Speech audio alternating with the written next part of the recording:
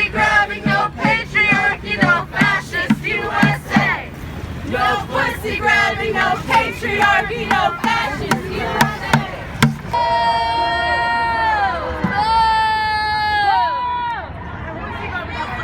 Came out here to like support everybody in my life because I'm not straight. It's not easy for me with a lot of people, and I'm mostly friends with girls.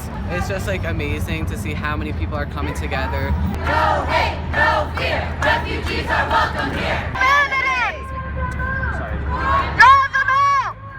No Trump, no KKK, no fascist USA. Why? Why? Because this city hates that motherfucker.